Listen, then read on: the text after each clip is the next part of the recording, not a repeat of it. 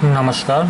चंदा देवी नारायण प्रसाद उच्चतर माध्यमिक विद्यालय सिहोरा की ऑनलाइन क्लास में आप सभी का स्वागत है।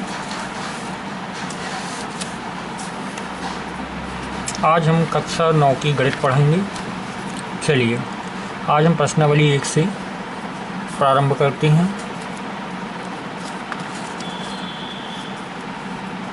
प्रश्न हमारा पहला है, यह हम प्रश्नावली डाल लेते हैं। प्रश्नावली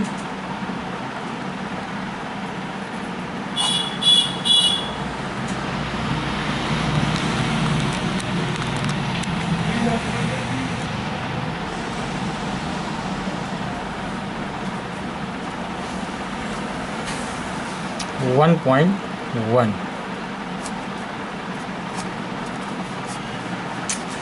इसका प्रश्न पहला है, क्या शून्य एक परिमेय संख्या है? क्या इसे आप p/q के रूप में लिख सकते हैं, जहां p और q पूर्णांक हैं और q बराबर नहीं है 0 के। चलिए पहला है, क्या शून्य एक परिमेय संख्या है? इसके हल में हाँ, परिमेय संख्या जानते हैं आप, परिमेय संख्या जो p/q के रूप में होती है, ठीक है। और इस सवाल में p और q पूर्णांक हैं, ठीक, यानी धनात्मक ऋणात्मक कुछ भी हो सकते हैं। तो यहाँ हम आंसर में लिखेंगे हाँ।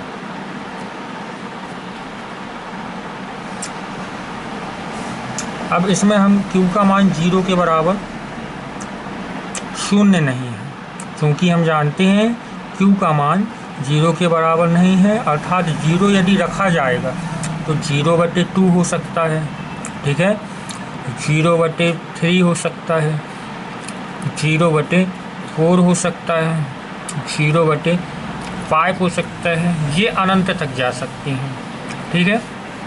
इसलिए हम इसको कह सकते हैं कि 0 यानी शून्य एक परिमेय संख्या है। अब आगे देखते हैं,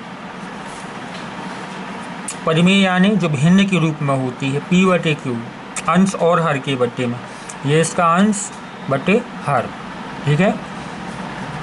और ये पूर्णांक हैं, ये सभी क्या हैं? पूर्णांक, ये सभी पूर्णांक हैं। अब प्रश्न क्रमांक 2 की ओर चलते हैं।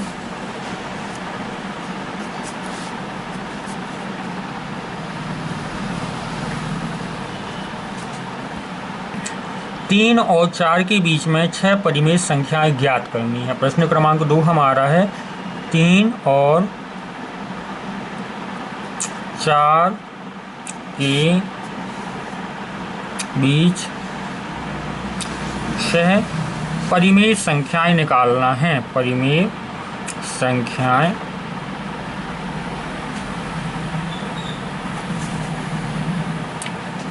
ज्ञात करना है, ज्ञात करना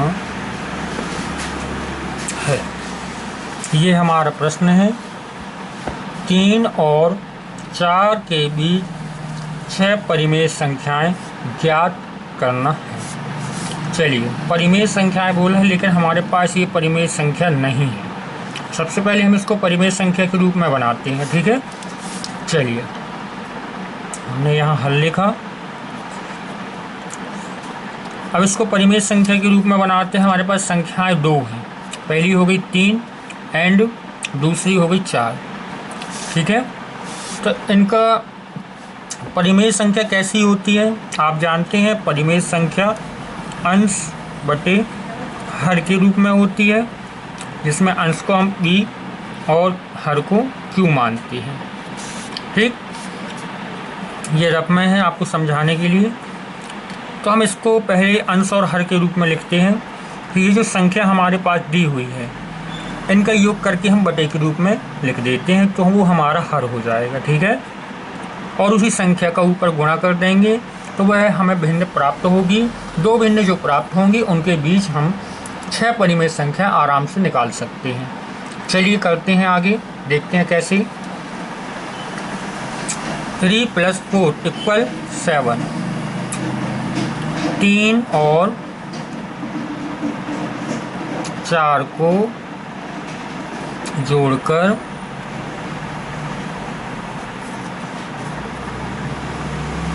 हर के रूप में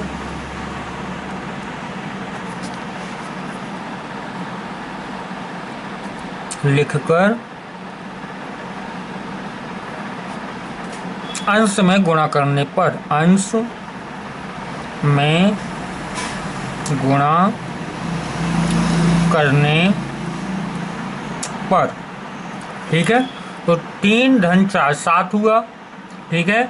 तो 3/7 पहली संख्या, लेकिन क्या बोला है, इसी 7 का गुणा ऊपर कर देना है, गुणित 7।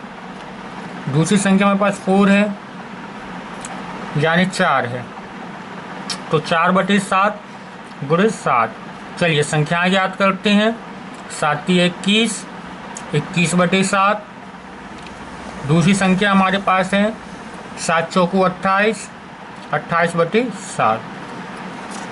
अब हमें दो संख्याएं प्राप्त होती हैं, 21/7 और दूसरी संख्या प्राप्त होती है 28/7, जो कि हमारी पूर्ण परिमेय संख्या का रूप ले चुके हैं। अब इन परिमेय संख्याओं के बीच हम आसानी से या सरलता से 6 परिमेय संख्या ज्ञात कर सकते हैं। चलिए इनके बीच क्या होगी, 21 से बढ़ते हुए क्रम में लेते हैं। 22 आएगा पहले, 22/7, इसके बाद 23/7, इसके बाद 24/7, फिर 25/7, 26/7 और 27/7। गिन लीजिए, 1 2 3 4 5 6। जैसा कि हमने कहा था हमको 6 परिमेय संख्याएं ज्ञात करनी है, तो हमने ये 6 परिमेय संख्याएं ज्ञात कर ली हैं। अब आगे चलते हैं।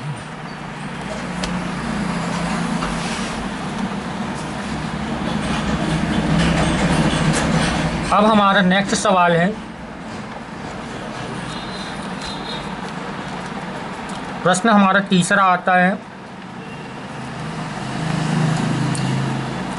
3/5 और 4/5 के बीच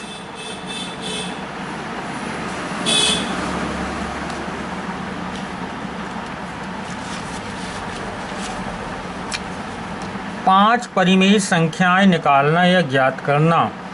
5 परिमेय संख्याएं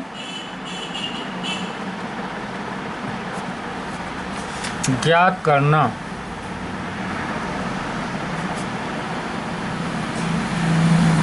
ये है क्वेश्चन हमारा, ठीक है। 3/5 और 4/5 के बीच 5 परिमेय संख्याएं ज्ञात करना। चलिए करते हैं। यह ठीक उसी प्रकार है जो हमने प्रश्न क्रमांक 2 किया था, ठीक उसी से मिलता जुलता एक क्वेश्चन है। चलिए आगे देखते हैं।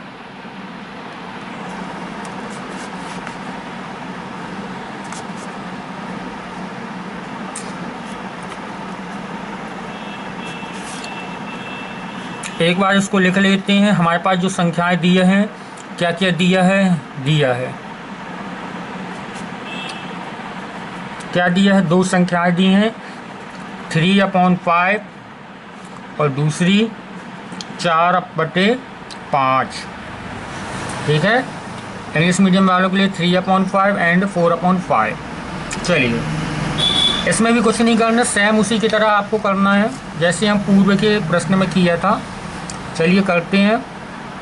इसमें भी क्या करेंगे, देखिए ये संख्या अंश बटे हर के रूप में है, परिमेय संख्या है, ठीक है। अब इनका हर देखिए एक समान है, जैसा कि हमने उसको ऐड करके हर बनाया था, इसी प्रकार इसके हरों को ऐड करके हम वो करते हैं, ठीक। ऐड करके ऊपर गुणा कर देते हैं। देखिए कैसे, नीचे 5 है, ये वाला 5 और ये वाला 5 और 5 10 हुआ। अब जो हमारा 10 प्राप्त हुआ, 10 का हम यहाँ भी गुणा कर लेंगे, यहाँ भी कर देंगे। 3/5 3/5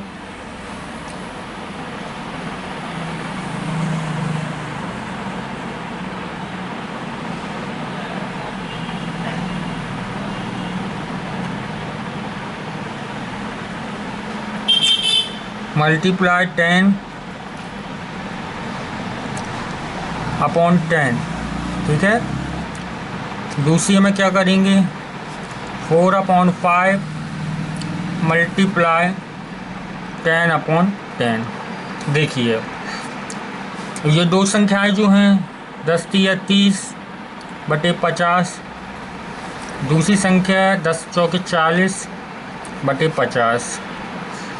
ये ज़रूरी नहीं है कि हम इसका नीचे भी गुणा करें, कर सकते हैं। बहुत सी विधियां होती हैं सवाल को सॉल्व करने की, आपको जो उचित लगे उस विधि से करिए, ऐसा नहीं है, ठीक है।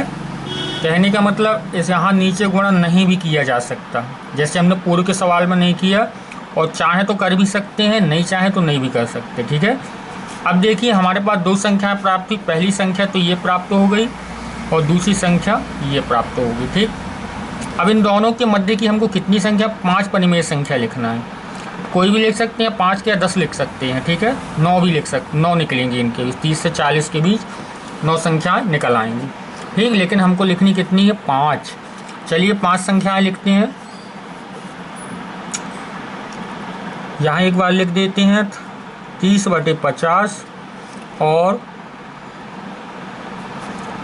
40 बटे 50 के बीच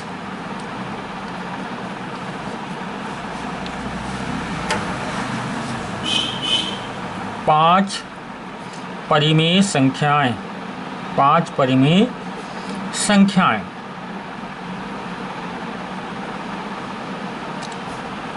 चलिए 5 परिमेय संख्याएं निकालते हैं, 30 के बाद से गिनना चालू करते हैं, ठीक है। तो 31 बटे 50, दूसरी रहेगी 32 बटे 50, तीसरी अपनी होगी 33 बटे 50, फिर होगी नेक्स्ट 34 बटे 50 और नेक्स्ट 35 बटे 50। ये हमारी संख्याएं आ गई। बस इसमें आंसर ज़रूर लिखें। कई बच्चे क्या करते हैं, आंसर नहीं लिखते हैं, ठीक। उत्तर को बकायदे अच्छे ब्रैकेट में लिख दिया जाए, छोटी छोटी राइटिंग में, जैसे आपसे सुविधा युक्त जैसा भी बने। 32 बटे 50, 33 बटे 50, 34 बटे 50, 35 बटे 50। इसको अच्छी लाइन से ब्रैकेट में लिखना चाहिए, जिससे कि आंसर की पुष्टि दूर से ही प्रदर्शित हो। ये हमारा हो गया सवाल। अब चलते हैं हम 1.1 की कुछ सत्य की बातों पर। चलिए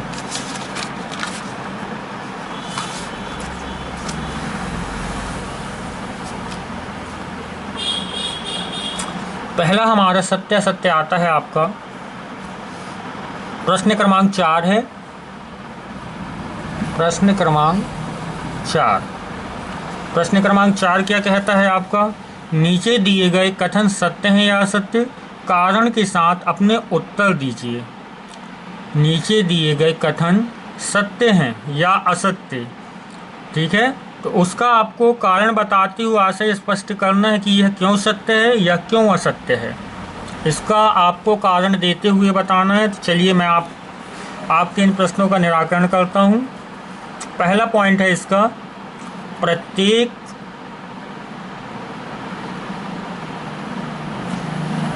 प्राकृत संख्या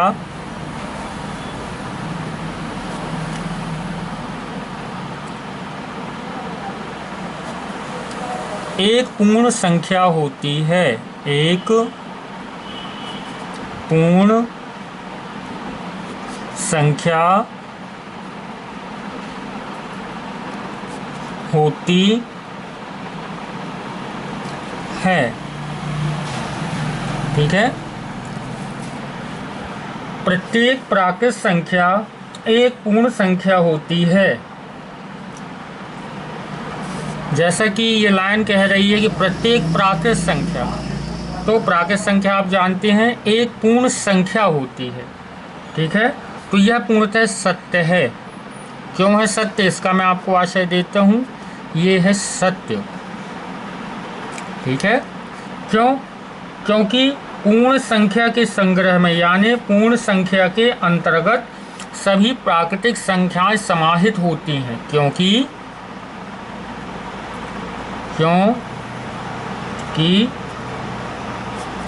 पूर्ण संख्या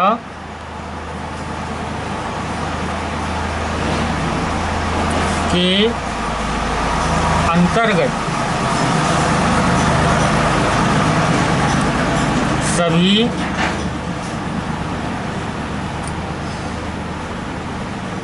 प्राकृत संख्या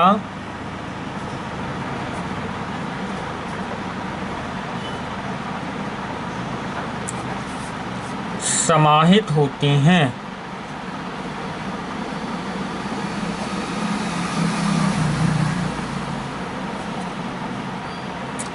ये इसका कारण है। सभी प्राकृतिक संख्याएं ही पूर्ण संख्या के अंतर्गत आ जाती हैं, ठीक है। इसलिए यह कथन सत्य है कि प्रत्येक प्राकृतिक संख्या एक पूर्ण संख्या होती है, जो कि सत्य है। अब दूसरा पॉइंट आपका आता है, पॉइंट नंबर 2 आपका क्या कहता है? प्रत्येक पूर्णांक एक पूर्ण संख्या होती है। प्रत्येक पूर्णांक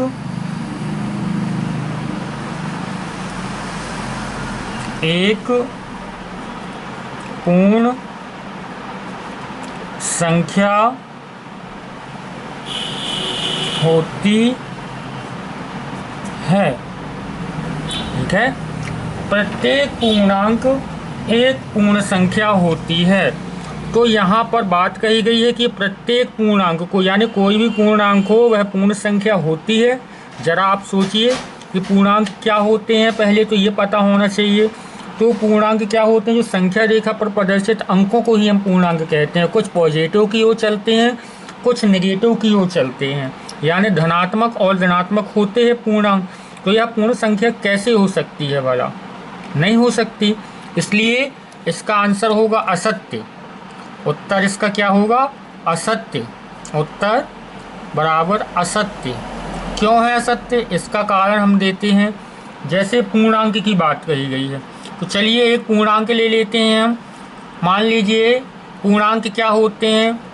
0, 1, 2, -1, -7, -11, ये सब होते हैं, ठीक है। -2 होता है। इसमें से मान लीजिए हम ये -2 ले लेते हैं, क्योंकि ये पूर्णांक हैं। ये क्या है? पूर्णांक कहलाते हैं। तो चलिए इसमें से हम जैसे पूर्ण संख्या पूर्णांक ले लिए -2, ठीक है। तो -2 तो कोई पूर्ण संख्या हो ही नहीं सकती। पूर्ण संख्या हो ही नहीं सकती। संख्या हो ही नहीं सकती। अतः यह कथन असत्य है, ठीक है। यानी प्रत्येक पूर्णांक एक पूर्ण संख्या होती है, यह कथन पूर्णतः सत्य है, क्योंकि पूर्णांकों के अंतर्गत ऋणात्मक संख्याएं भी समाहित होती हैं, ठीक है। और यदि ऋणात्मक संख्या में हमने ऋण 2 ले लिया, तो ये कहाँ से एक पूर्ण संख्या हो जाएगी? नहीं हो जाएगी, ठीक है, नहीं होगी। इसलिए इसको हम असत्य बोलेंगे, ठीक। अब हमारा नेक्स्ट है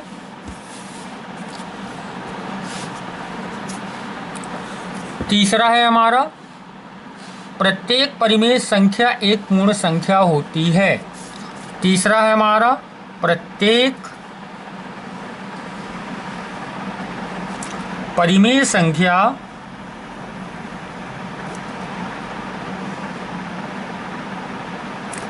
एक पूर्ण, क्या लिखा हुआ बुक में देख लें, एक पूर्ण संख्या होती है।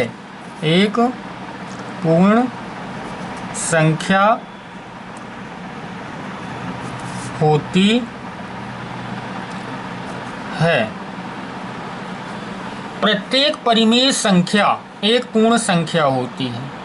यह कथन पूर्णतः असत्य है, क्योंकि परिमेय संख्या पूर्ण संख्या हो ही नहीं सकती।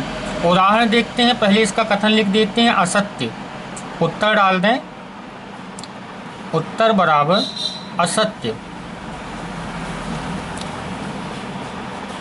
असत्य डाल दी, क्यों? क्योंकि उदाहरण के लिए हम एक पूर्ण परिमेय संख्या ले, क्योंकि 1/2 ले लें जैसी, तो 1/2 पूर्ण संख्या नहीं है, 1/2 पूर्ण संख्या नहीं है। ठीक है,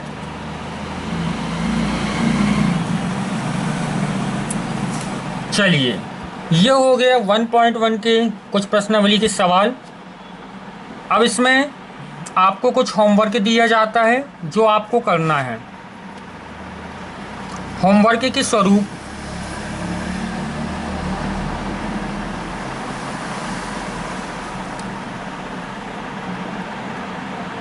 आपको होमवर्क करना है और चेक कराएं। प्रश्न क्रमांक 1 से 4 तक के प्रश्नों को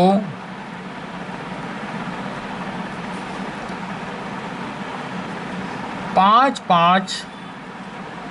बार करना है, करना अनिवार्य है।